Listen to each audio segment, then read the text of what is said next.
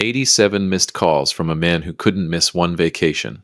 That's the number I stared at from a hospital bed in St. Augustine Regional, Memphis, Tennessee, on a gray Tuesday morning in October while a busted rib made every breath feel like a personality test. My phone screen kept lighting up like a slot machine that only paid out in disappointment. I didn't answer a single one. I let it ring. The accident had happened the night before, Monday 6:42 p.m., corner of Poplar Avenue and East Parkway, 2 blocks from the dry cleaner I'd been going to for 11 years. A red light I respected, a delivery truck that didn't, 3 broken ribs, a fractured wrist, and what the attending physician, a young woman who looked like she graduated high school last spring, called a significantly contused kidney. I asked her what that meant in English. She said it meant my kidney was having a very bad week. Join the club. Welcome back to Dad's True Revenge. Grab your snacks, get comfortable, and remember, the people in these stories had every chance to behave themselves. They just chose wrong. Drop a comment and be sure to subscribe. You're going to love it here. My name is Raymond Parker. I am 68 years old. I built Parker Logistics from a single leased truck and a prayer into a $14 million regional freight company over 31 years. I have 2 sons. I raised both of them. Only one of them is mine by blood. That distinction, I was learning at 7 a.m. on a Tuesday, means less than you'd think, and more than you can imagine. I called Gary first. That's the thing nobody tells you about being a father. You always call the difficult one first, like some part of you is still trying to prove something. He picked up on the second ring. That should have told me everything. Dad. His voice was the particular kind of warm it gets when he wants something or feels guilty. After 41 years, I know the difference. Barely. I'm in the hospital, I said. St. Augustine Regional. Room 214. Silence. Not the concerned kind. The calculating kind. How bad? He asked. 3 ribs. Wrist. Kidney. Okay. Another pause. I could hear Lucy in the background, her voice low and quick, the way she talks when she's coaching him through something. Those 2 have been married 3 years and she still treats every conversation like a chess match. Okay, Dad, here's the thing. Gary. No, just listen. The Maldives trip, we leave Wednesday, and the resort has this policy where if you cancel inside 72 hours, we lose the whole deposit, and Lucy already packed. And it's not like you're dying, right? The doctor said you're stable, so. Son. I said it quiet, the way I used to say it when he was 12 and lying to my face about his report card. Go on your trip. He exhaled, relief wrapped in the thinnest layer of guilt. You sure? No. Positive. We'll call every day, I promise. Lucy says hi. And Dad, get some rest, okay? You work too hard. He hung up before I could respond to that particular masterpiece of irony. I, Raymond Parker, lying in a hospital bed with a fractured wrist and a bruised kidney, being told by the man who received $6,000 from me every single month for 9 years, that I work too hard. I put the phone face down on the bedside table. I stared at the ceiling. 68 years old and still being surprised by this man. That's on me. The nurse on my floor was a broad-shouldered woman from Shreveport named Brenda, who called everyone baby and meant it sincerely every single time, which is harder than it sounds. She came in around 8 to check my drip, saw the expression on my face, and said, "You want to talk about it or you want me to pretend I don't see it?" "Neither," I said. "Okay, baby." She adjusted the IV, made a note on her tablet, and was halfway to the door before I said, "My son's going to the Maldives." She stopped, turned around slow. "While you're in here," he says the resort has a cancellation policy. Brenda looked at me for a long moment, with the particular expression of a woman who has heard everything and is still, occasionally surprised. She said, which in context was a complete sentence. After she left, I made 2 more calls. The first was to my accountant, a precise little man in East Memphis named Ben, who'd been handling my finances for 19 years and never once asked a question he didn't already know the answer to. I told him to suspend the monthly transfer to Gary's account, effective immediately, indefinitely. Ben said, "Amount? 6,000. Done." He paused. "Anything else?" "Not today." The second call was to Prestige Home Nursing, a private agency on Union Avenue. I arranged for a live-in nurse starting Wednesday. Her name was Denise. She had 17 years of experience, and a voice on the phone that made me feel like everything was going to be handled correctly. which at that particular moment was worth more than the Maldives, the resort deposit, and Gary's entire personality combined. I didn't know it yet, but those 2 phone calls were going to change everything. Turner showed up at 4:23 p.m. I know the exact time because I was watching the clock the way you do when you're lying still and there's nothing else to do, counting minutes like loose change. The door opened and there he was. No call ahead, no dramatic entrance. Just Turner, 36 years old, still wearing his work jacket from the freight yard out in Bartlett, where he'd been since 6 that morning, with a crease on his left cheek from the hard hat he wore on the floor. He looked at me in the bed, looked at the wrist brace, looked at the drip stand and the monitor, and the untouched Jell-O cup on the tray table that Brenda had left with genuine optimism. He pulled a chair from the corner of the room, didn't ask if it was okay, didn't make a production of it, sat down, leaned forward with his elbows on his knees, and said, "What do you need? Not are you okay? Not oh I would have come sooner, but what do you need?" 4 words. I've had eulogies that moved me less. "How'd you find out?" I asked. "Mrs. Pettigrew from your street called the yard." He shrugged, said she saw the ambulance Monday night. "I couldn't get away till now." I nodded. Mrs. Pettigrew was 74, grew tomatoes on her porch, and had the neighborhood surveillance instincts of a Cold War intelligence officer. I'd never been so grateful for her in my life. "Gary know?" Turner asked. "Yeah, didn't have to." That's the thing about Turner. He's never needed things spelled out. Not since he was 9 years old, sitting in my kitchen in Orange Mound, 3 days after his mother died, eating cereal at midnight because he couldn't sleep. And instead of crying, he'd looked up at me and said, "What do we do now, Uncle Ray?" Practical, heartbroken and practical. Maggie had been gone 11 days by then. My little sister, 31 years old, an aneurysm that nobody saw coming, which is the only kind there is. She'd been a single mother, no father in the picture, no family left but me. Turner had nobody. So Turner had me. I never told Gary I was leaving Turner anything. I told myself it was to keep the peace, to not show favoritism, to not make holidays uncomfortable. I believed that story for a long time. Lying in room 214 on a Tuesday afternoon, with my phone logging call number 62 from a man in the Maldives, and Turner sitting 3 feet away asking what I needed, I didn't believe it anymore. "You eaten?" Turner asked. "They brought something. I didn't touch it. I'll go down to the cafeteria." He stood up, already reaching for his wallet. "You still hate mushrooms." I had to look away, at the window, at the Memphis skyline going gray in the October dusk. 68 years old, 2 sons, and I'd spent 30 years making sure the wrong one never felt less than. "Yeah," I said, "still hate mushrooms." He nodded and walked out. No drama, no performance. Just a man going to get his father dinner. My phone buzzed. Call 63. I turned it face down. I had a lawyer's appointment to make. I had a will that was 17 years old. And I had a lot of thinking to do about the difference between what a man is given and what a man earns. I didn't know it yet, but by Friday Gary was going to find out the difference too. Wednesday arrived without apology. I'd been awake since 4:30, watching Memphis crawl from black to gray through the hospital window, cataloging every bad decision I'd made since 1980. The kidney still ached. The ribs made breathing feel like a hostage negotiation. And my phone had buzzed itself to 94 missed calls overnight. I didn't answer a single one. Not because I had nothing to say, because I was saving it. Raymond Parker doesn't speak until the words are worth something. Ask anyone who's ever sat across a table from me. Ask the 17 people I've fired in 31 years. Each one got exactly 1 sentence. Not a syllable more. Friday was coming. I was saving my words for Friday. Denise arrived at 8:15. 61 years old. Silver hair. Originally from Galveston. She moved through the room the way experienced people move through crisis. No wasted motion, no performance. She shook my good hand, checked my chart, looked at me directly and said, "You sleep?" "Some. You eat." "Turner brought something last night." "Turner family." "Yes." I said it the way I should have been saying it for 20 years.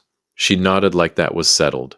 By 9 she'd reorganized my medications, briefed 2 nurses, and reported a rattling ventilation unit above my bed that facilities had ignored for 6 weeks. It was fixed by noon. 9 years. $6,000 a month. To Gary. 45 minutes with Denise, and she'd already done more for me than he had in a decade. I didn't sit with that thought long. It had edges. Turner came back at 11 with 2 dark roasts from the place on Madison Avenue I'd been going to since 2004. No sugar, splash of cream. He handed mine over without asking. Because he already knew. He'd known since he was 14, riding with me on Saturday mornings while I ran the books. Maggie used to say Turner absorbed information about people the way other kids absorbed video games. Completely. Permanently.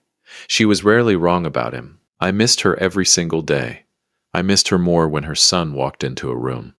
"How's the wrist?" he asked, dropping into his chair. Annoying. "Denise seem all right. She fixed the ventilation unit." That almost got a smile out of him. Almost. "Good sign," he said. We sat. No performance. No managed silences. Just 2 people in a room being honest about where they were. I hadn't had that in longer than I wanted to admit. "Your phone's been going off," he said. "I know. Gary. Mostly. Lucy called 8 times. I turned the phone over. 98 calls now. That tells you everything." Turner was quiet. Then, "What are you going to do?" "About which part?" He looked at me. "All of it." I set the phone down. "I've got a meeting with Arthur Simmons tomorrow afternoon." Arthur was my estate attorney on Peabody Place. $400 an hour. Worth every cent because he had no unnecessary opinions. The will's 17 years old. "Turner, I wrote it when I thought keeping the peace was the same as keeping the family." I stopped. "It's not the same thing," he said quietly. "No, it's not." He looked at the window. The Memphis skyline sat flat and gray in the midday light. "You don't owe me anything, Raymond. What you did after Maggie died." "Turner." He stopped. "Let me finish what I started." He held my eyes for a long moment. Then he nodded. Once. Picked up his coffee. I didn't know it yet. But that nod was going to cost him something, too. "Gary called at 2:17. I answered. Not because I was ready. Because Wednesday at 2:17 was my time and I decided that. Dad, the warmth was gone. What was left was tight. Controlled. Ben called me. I imagine he did. The transfer didn't go through." "That's correct." Maldives silence. The $1,200 a night kind. "Then, is this because of the hospital? Because we talked?" "We didn't talk, Gary. You explained. There's a difference." "Okay, that's not." "A beat. By the pool." "Of course she is." "Put me on speaker. Dad. Gary." The quiet voice, the report card voice. Speaker. A rustle. Wind. Something expensive playing in the background. "You're on," he said. "Lucy." She came in sharp. "Raymond, hi. How's the resort?" "It's beautiful. I know exactly what you cover with it. I've known for 9 years. One more beat. Clean and final. We'll talk when you're back. Face to face. You can't just enjoy the Maldives, son." I hung up. Turner was watching me with something I couldn't fully name. Not quite respect. Not quite grief. Somewhere in between. Like a man watching another man finally put down something heavy he'd been carrying too long. "You good?" he asked. I considered it honestly. The wrist ached. The ribs ached. The kidney was still having its bad week. "Getting there," I said. He nodded, drank his coffee. Didn't push. That was the thing about Turner. He never pushed. He just stayed. And sometimes staying is the whole thing. At 5:30 he stood, put on his jacket. "I'll be back tomorrow." 7:30, before your attorney meeting. He said it like a schedule he'd already built his day around. Because he had. The door swung shut. The room went quiet the way rooms do when someone with actual presence leaves them. I looked at my phone. 99 missed calls. Somewhere over the Indian Ocean. Gary was doing the math. And I hadn't even started yet.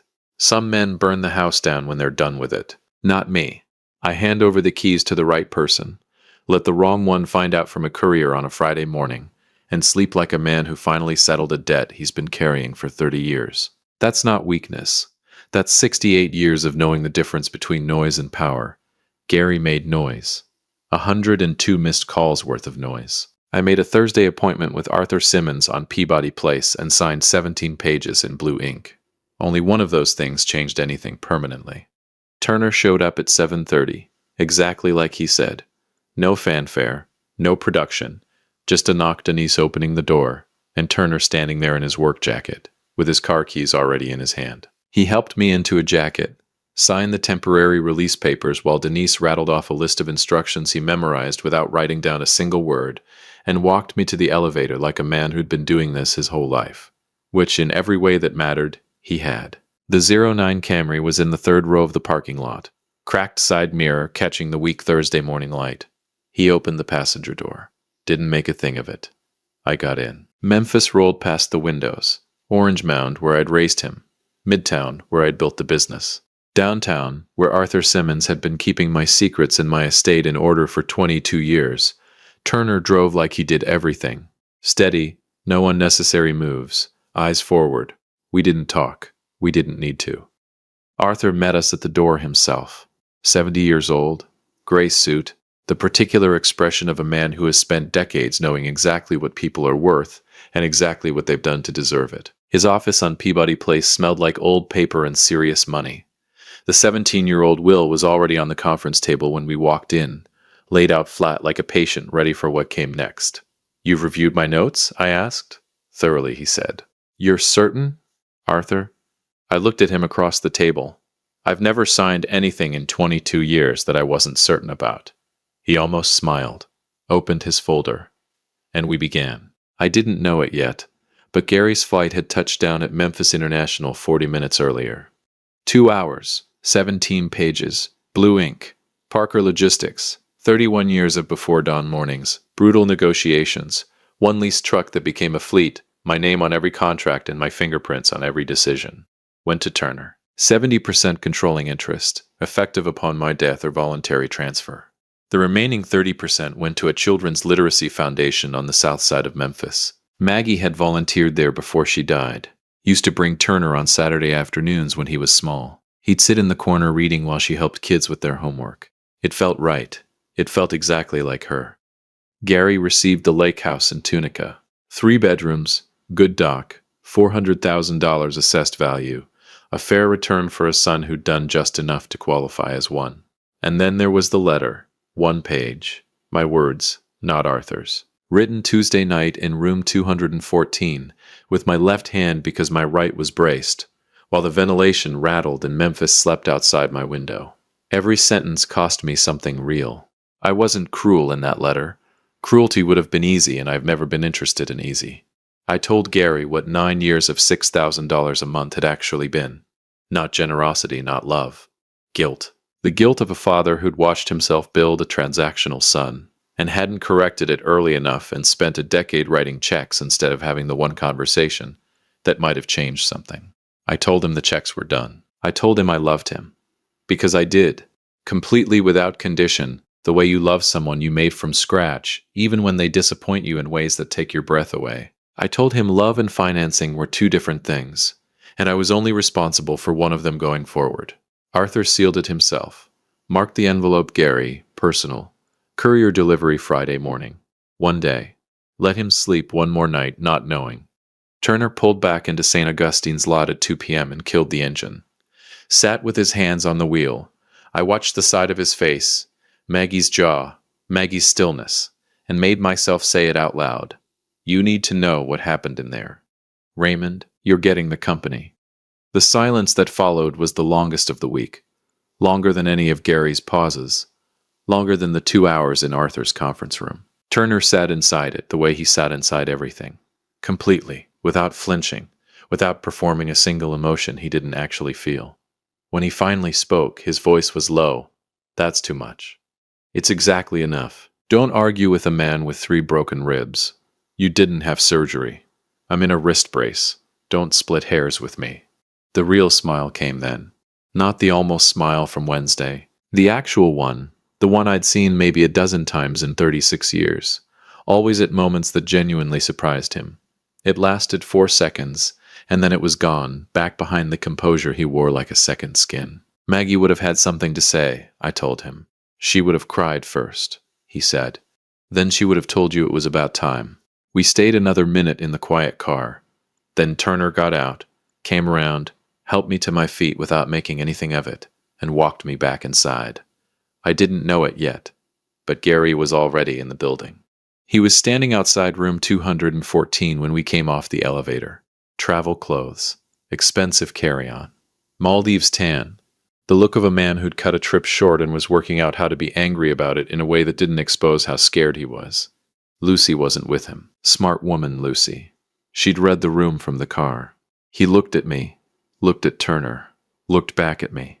You changed the transfer, he said. Yes. You're changing the will. Not a question. Details travel fast in this city, they always have. We should talk inside, I said. We can talk right here. I looked at my son, 41 years old, linen shirt, jaw set the way mine sets when something is already out of my hands and I know it. He looked exactly like me. He'd always looked exactly like me. That used to fill me with pride. Standing in that corridor, it just made me profoundly bone-deep tired. Gary?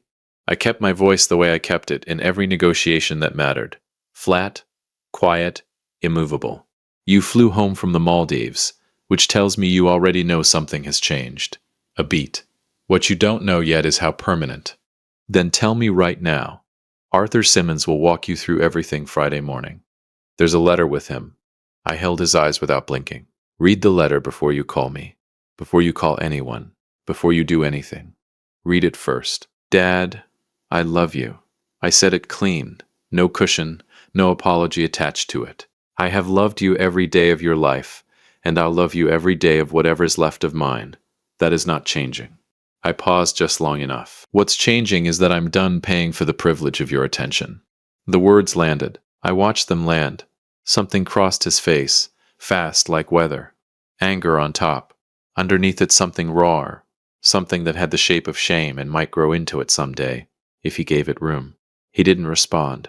Turner opened the door to room 214. Held it. I walked through. The door closed. We didn't hear Gary leave. But after a while, the corridor went quiet and stayed that way.